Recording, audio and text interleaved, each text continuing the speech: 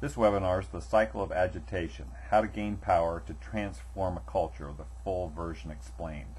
The cycle of agitation is a strategy used by a small group of people to overthrow a person, system, or culture in order to gain power to change the system or culture to their liking.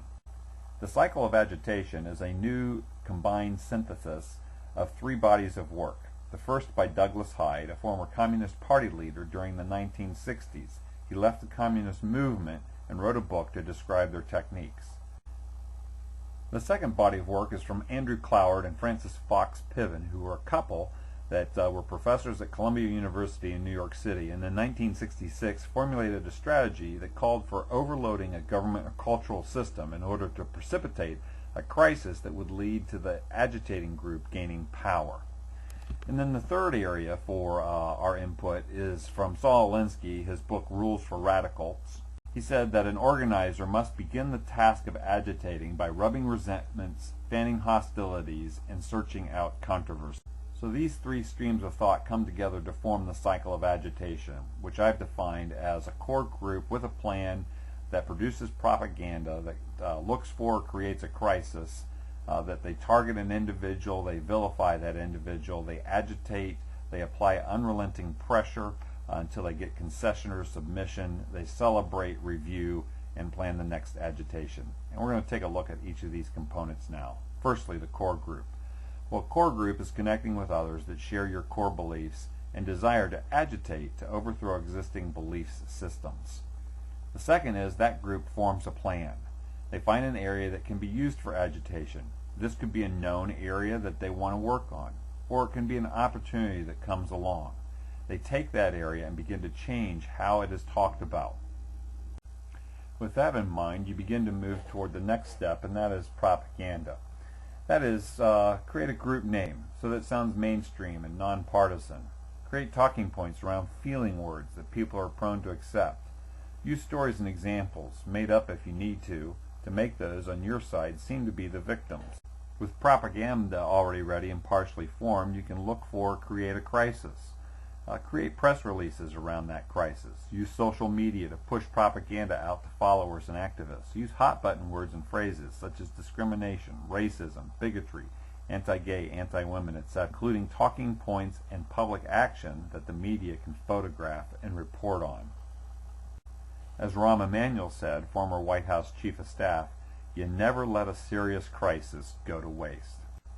Well, now the crisis is underway, you target. And on the targeting, you identify and attack an individual with a three-pronged attack. You isolate them, you get personal, and you paint them as extreme. You also ignore attempts to shift or spread the blame, and you don't try to attack abstract corporations or bureaucracies.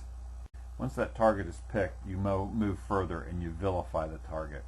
Ridicule, says Alinsky, is the most potent weapon. Mock them. The goal is to cause the opposition to react, then to use their reaction to your advantage. Then you're ready for step 7, the full-on agitation. Attack the target, deploy the propaganda, take control of the language and never let it go.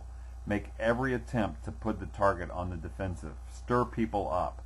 Align with the media to propagate your talking points and agenda. Constantly state the majority is with you. Use statistics to confuse the issue. Move the point of discussion from a moral absolute to an abstraction. Remember, power is not only what you have, but what an opponent thinks you have. A threat is more terrifying than the thing itself. Make opponents live up to their own book of rules, and whenever possible, go outside the experience of an opponent, but never go outside the experience of your own people. Alinsky had more to say about this on living up to their own moral beliefs. When pressed to honor every word of every law and statute, every Judeo-Christian moral tenet, and every implicit promise, human agencies inevitably fall short. The system's failure to live up to its rule book can then be used to discredit it altogether and to replace the capitalist rule book with a socialist one. So you can see here everything is about force and power and tactics. If you were to fast forward and apply Alinsky's principles today, you would further promote moral relativism, multiculturalism, diversity and inclusion. Make the point over and over that all truth systems are equally valid. Who are you to judge, you might say?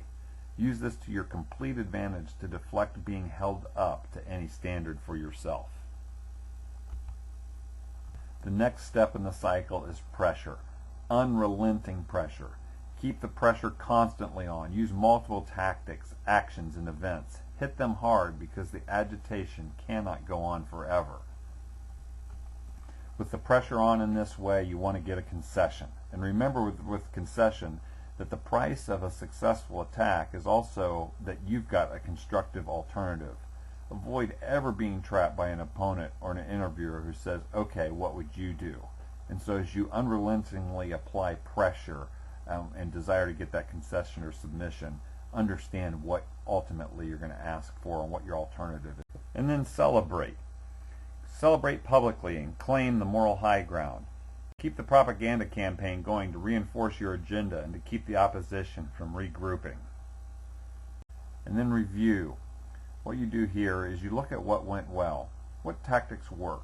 What created the most chaos? What created overwhelming pressure for change? What did not work and needs to be changed or dropped? What was fun?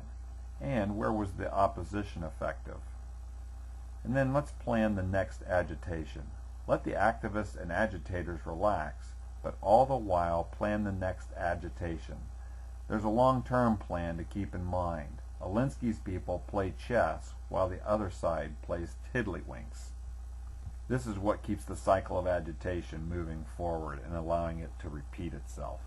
So I hope this framework helps and will be a tool for you to look at culture and decide if the cycle of agitation is being applied to create force for change in culture and in society.